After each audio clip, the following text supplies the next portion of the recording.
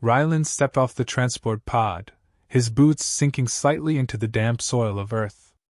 The mission parameters had been simple: find Claire Evans and eliminate her. The Syndicate had provided him with minimal details, only that she had to be dealt with quietly and efficiently. Normally, he didn't question orders. A lifetime of assassinations across multiple planets had conditioned him to see targets as nothing more than objectives to be completed. Yet, as he scanned the bustling streets and neon-lit skyline of the city, he couldn't shake the feeling that something was off. He moved through the crowd effortlessly, his advanced camouflage adjusting to blend him into the surroundings. Observing Claire from a distance was easy. She was completely ordinary, just a night shift nurse in a small, underfunded hospital. No security detail, no military training evident in her posture, no suspicious connections. She commuted via a beat-up sedan, worked long hours, and lived alone in a tiny apartment. And yet the Syndicate had sent him. A high-ranking assassin. For a nurse. He perched on a rooftop opposite the hospital, his enhanced vision tracking her every movement through the glass-paneled entrance. A minor disturbance in the emergency room caught his attention, a belligerent old man waving his arms wildly, claiming to be a retired time traveler. Claire handled him with patience, nodding at all the right times and deftly plucking a scalpel from his grasp before he could hurt himself.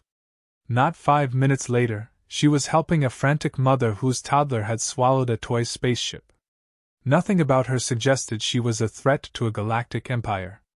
Ryland watched for hours, waiting for a sign, a hidden layer beneath her mundane life. He grew restless. If the Syndicate wanted her dead, there had to be a reason. Then, just as he was about to call off his surveillance for the night, something happened that made him sit up straighter. A man burst into the ER, brandishing a pistol and yelling for drugs. Chaos erupted, doctors ducking behind counters, patients screaming. The thief aimed his gun at a nurse, his hands shaking. Claire, standing directly in his path, didn't flinch. She moved with precision. A single step forward, a sharp twist of the wrist. Suddenly, the gun was in her hands, and the man was on his knees, cradling his arm in agony.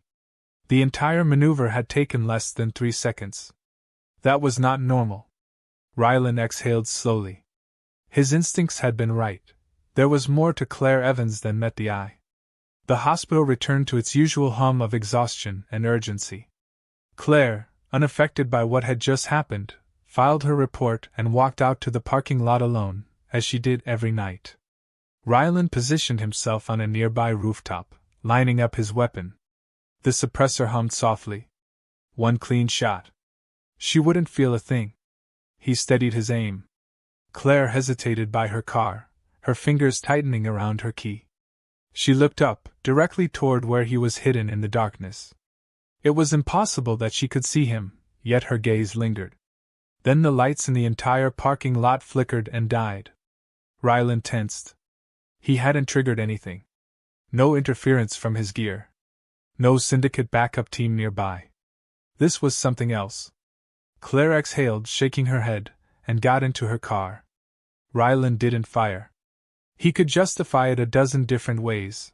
The timing was bad. Something didn't add up. He needed more information. But deep down, he knew the truth. For the first time in his career, he hesitated.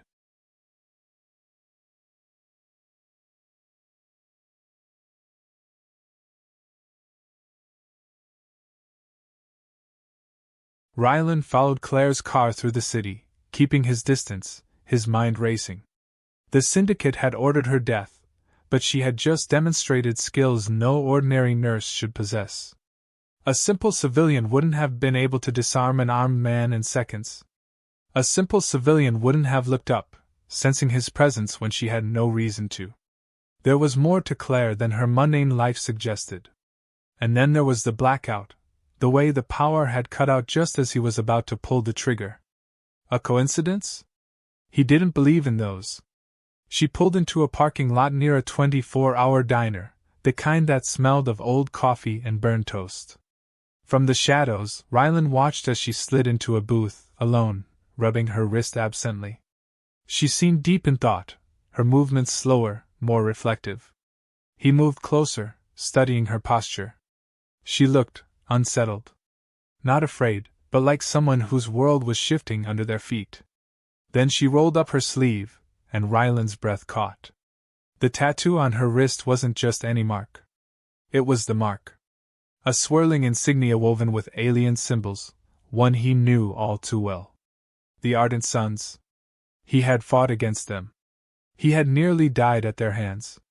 And most importantly, he owed his life to one of them. The memories came rushing back. A battlefield on a distant planet, his body broken, his mission failed. He had been outnumbered, surrounded by Ardent Sons warriors, ready to die fighting. But one had stepped forward, a woman with the same mark on her wrist, and she had spared him. Why? He had never understood. He had never seen her face again. Until now. Ryland moved before he could stop himself. He slipped into the booth across from Claire, startling her. "Where did you get that tattoo?" His voice was low, firm. Claire blinked at him, then let out a half laugh, half scoff. "Excuse me?" He didn't return the humor. "The mark on your wrist. Where did you get it?" She glanced down, frowning. "It's just a tattoo. Got it a long time ago. Thought it looked cool." "You're lying." Claire stiffened, her hand dropping beneath the table. He didn't need to see it to know she was reaching for something. Maybe a knife, maybe a concealed weapon. Another sign she wasn't what she claimed to be. Ryland leaned in. "That symbol belongs to a group that doesn't exist on this planet. The fact that you have it means you're either one of them or someone went through a lot of trouble to make you think you're not." Something flickered in her eyes. Confusion. Fear. But not the fear of someone caught in a lie. This was different. This was the fear of someone whose reality had just cracked open. "You shouldn't know about that," she whispered, her voice barely audible over the hum of the diner.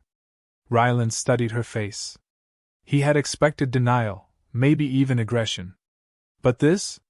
She genuinely didn't seem to remember. Which meant someone had erased her past. The realization sent a chill down his spine. The syndicate had wanted her dead, but why? If she had truly forgotten who she wasn't a threat to them. Unless they were afraid she'd remember.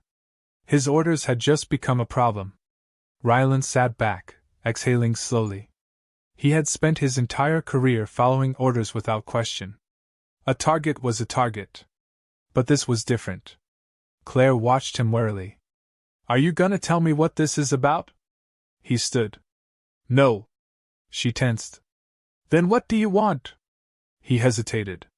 If he walked away now, the syndicate would send someone else. Someone without hesitation. Someone who would finish the job. Instead of answering, he turned and walked toward the exit. "Wait!" Claire called after him. Ryland paused but didn't look back. "Who's looking for me?" she asked. He glanced over his shoulder. "Everyone." Then he left. Claire sat frozen, her heart hammering. She had spent years believing she was just Claire Evans, just a nurse with an unremarkable life. But if that were true, why was the universe trying so hard to kill her? Claire locked her apartment door behind her and leaned against it, exhaling shakily. Her hands were trembling, and she hated that. She had been on edge ever since the encounter at the diner, and her nerves hadn't settled since. She tried to tell herself it was nothing, that the strange man had been a conspiracy theorist, or some deranged bounty hunter trying to mess with her.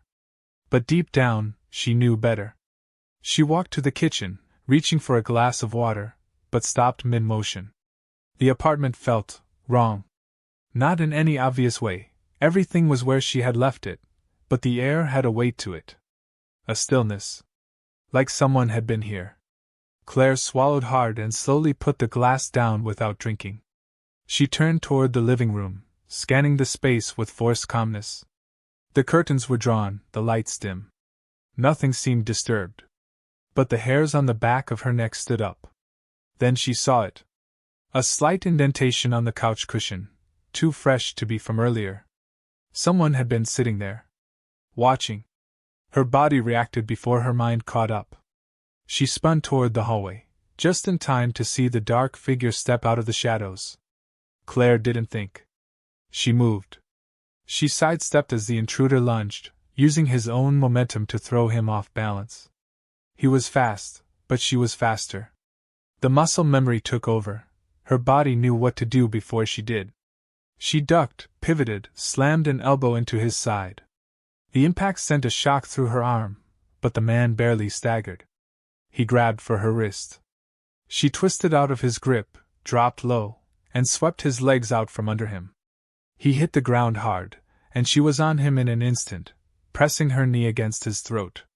Then she stopped. Her own breath came in quick bursts, her vision tunneling on the man beneath her. What the hell had she just done? She had fought with the precision of someone who had trained for years. But that was impossible. She had never taken a self-defense class in her life. The man groaned beneath her. She could see his face now, human, but something about him felt wrong. His expression was unreadable, but his eyes held something close to curiosity. Then, before she could react, his lips curled into a smirk. "They were right about you," he rasped. A jolt of fear shot through Claire, but before she could demand answers, he twisted sharply, breaking free from her hold. She stumbled back, but by the time she regained her balance, he was already moving, diving through the open window. She ran after him, but by the time she reached the ledge, he was gone. Claire stood there for a long moment, gripping the windowsill, her breath unsteady. Who was she? Rylan had been ready to leave the city, but something made him hesitate. Maybe it was the syndicate drones circling too close to Claire's neighborhood, or maybe it was a gut feeling, the kind that had kept him alive for this long. Either way, he found himself perched on a rooftop again, watching her apartment. He was still debating his next move when he saw the shadow slip through her window. He cursed. By the time he reached her floor, the fight was over. Claire stood rigid in her living room, staring out the open window, her hands still clenched into fists. She looked different now, not the tired nurse he had watched before, but someone waking up from a long sleep. He knocked once on the window frame. She spun, eyes widening when she saw him. "You need to come with me," he said. Claire didn't move. "Who the hell are you?" "The guy who just saved your life." Her gaze flicked back to the window. "I handled it." "That wasn't handling it. That was an execution waiting to happen." Claire exhaled sharply. "Who was that?" Rylan stepped inside, his eyes scanning the room. "A syndicate tracker. They weren't trying to kill you yet. They wanted to see what you could do." Claire tensed. "And what did I do?" Rylan met her gaze. "You fought like someone trained for war." She shook her head, frustration flashing across her face.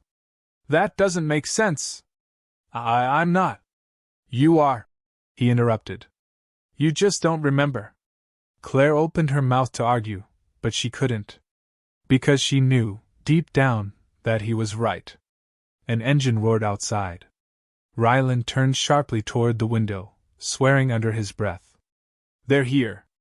Claire ran to the window just in time to see sleek, black syndicate transport vehicles pulling up to the building. Men in dark uniforms stepped out, their movements precise. They weren't local law enforcement. They weren't here to negotiate. Her heart pounded. "I don't understand why they're after me." "Neither do I," Rylan admitted. "But we'll figure it out. If we survive the next 5 minutes." Claire looked at him, and for reasons she couldn't explain, she nodded. "Where do we go?" she asked. Rylan grinned. "Anywhere but here." The first shot blasted through the apartment door as they ran. The streets were alive with the hum of neon signs and the ever-present murmur of the city, but Claire barely registered any of it. She followed Rylan through back alleys and side streets, her heartbeat drumming in her ears. The syndicate forces weren't far behind, and every time she glanced back, she could see the shadowy figures moving in pursuit. They weren't just chasing her. They were hurting her. Rylan must have realized it too, because he grabbed her arm and yanked her into a narrow stairwell, pressing her against the cold brick wall. "Change of plans?" he muttered. Claire didn't even have time to ask before he pulled a small device from his belt.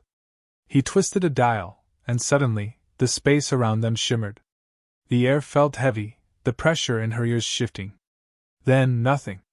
Everything outside the stairwell blurred, like watching the world through frosted glass. "What did you just do?" she whispered. "Hollowfield. Temporary cloaking." She swallowed hard, trying to steady herself. "How long does it last?" "Long enough for them to run past us." Sure enough, the syndicate enforcers stormed down the street moments later, their weapons drawn, their expressions unreadable. They moved fast, sweeping the area, and then disappeared around a corner. Rylan waited a beat before exhaling. "Come on. We need to move." Claire hesitated. "Where are we going?" Rylan's expression darkened. "Somewhere they won't find you." Claire met his gaze. "And then?" "Then we figure out why the hell you're worth hunting." Claire sat in the passenger seat of a stolen car, gripping the edge of the seat as Rylan sped down an empty stretch of road on the outskirts of the city. She had stopped asking where they were going, mostly because he didn't seem to know himself. He drove with purpose but no clear destination, and Claire had the unsettling feeling that he was making things up as he went. For the last half hour, her mind had been running in circles, trying to process everything. The syndicate. The intruder in her apartment. The impossible ways she had fought. And most of all, the tattoo on her wrist that Rylan seemed to know more about than she did. Finally, she broke the silence. "You said I don't remember who I am." Rylan's eyes flicked to her before turning back to the road. "Yeah. How do you know that?" He was quiet for a moment. "Because if you did, we wouldn't be in this mess. You'd already be dead." Claire exhaled sharply. "Comforting." He didn't respond. Instead, he reached into his jacket and pulled out a small, metallic device no bigger than a coin. He handed it to her without taking his eyes off the road. "What is this?" she asked. "A memory scanner," he said. "It picks up residual neural locks. If someone erased parts of your past, this will find the gaps." Claire's stomach twisted. "You think someone erased my memories?" "I don't think. I know." She hesitated. Every instinct screamed at her not to trust him, but at the same time, he was the only person giving her any kind of explanation. And deep down, she already knew something was wrong with her past. Taking a slow breath, she pressed the device to her temple. A soft hum filled the air, and then, pain. Not sharp, but deep. Like something had been lodged in her brain for years, and now it was being shaken loose. She gasped, her vision blurring. Flashes of images flooded her mind. A desert planet under two suns. A group of people standing in formation, their wrists marked with the same tattoos she bore. A battle, explosions, the scent of burned metal and dust. A voice, one she couldn't place, calling her name. Then, as quickly as it came, it was gone. Claire yanked the device away, her breath ragged. Rylan watched her carefully. "What did you see?" She shook her head. I don't know. Just fragments. Fragments are a start." Claire swallowed hard. "If this is real, if I really was someone else, then why would someone erase everything?" Rylan tightened his grip on the steering wheel. "That's what we need to find out." The car rolled to a stop in front of an abandoned warehouse. The moment Claire stepped out, the wind hit her, carrying the scent of rust and damp concrete. She followed Rylan inside, her heartbeat quickening. He moved through the shadows with practiced ease, stopping in front of what looked like an old storage unit. With a flick of his wrist, a hidden console lit up, scanning his palm. The door slid open. Inside, it wasn't a storage unit at all. It was a hidden cache of weapons, technology, and, most unsettling, files. Stacks of them. Some paper, some digital. And in the middle of it all, a monitor that flickered to life the second they stepped inside. Rylan tapped a few keys, and a file opened. A name appeared on the screen. Claire Vexen. She stared. "That's not my name." "Yes, it is," Rylan said. "Or at least it was." She felt like the floor had been pulled out from under her. She scanned the file, her eyes darting over information that felt foreign yet disturbingly familiar. Born on Vestris Prime. Trained as a strategist and combat specialist. Defected from the Ardent Sons. Defected? Her pulse pounded. She had been one of them. But if she had left, why?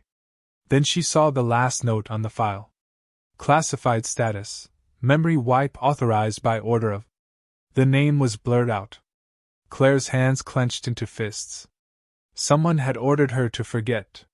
Someone had rewritten her life. Ryland sighed.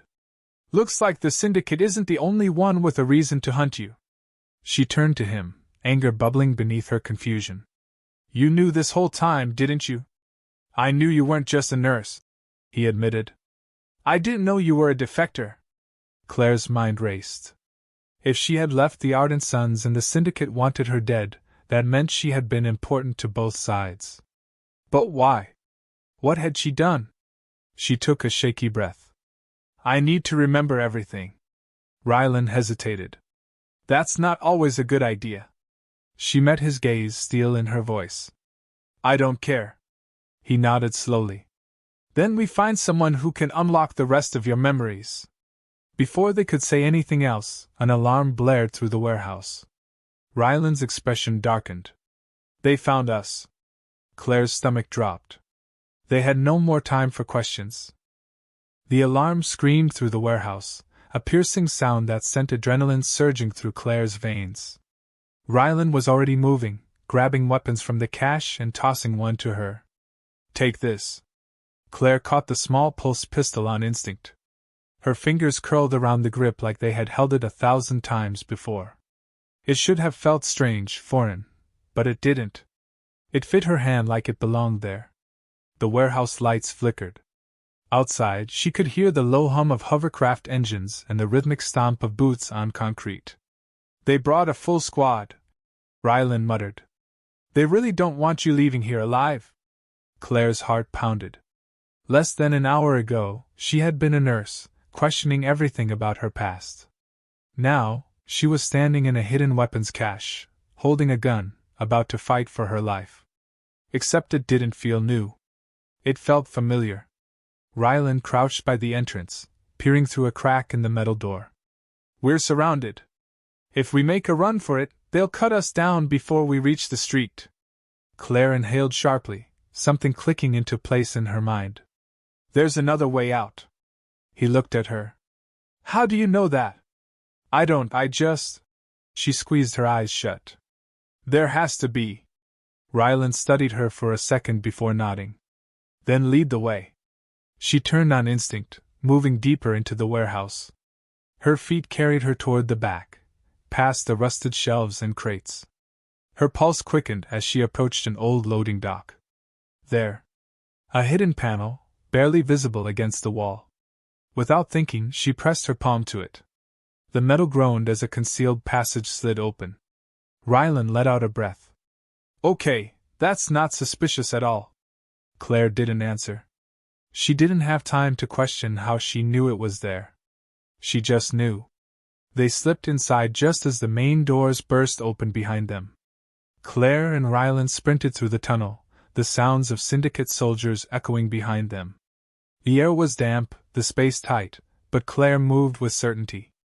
They emerged into an alleyway, the city stretching out before them. But they weren't alone. A single figure stood in their path. Tall. Cloaked. A presence that made the air feel heavier. Ryland cursed under his breath. Of course he'd be here.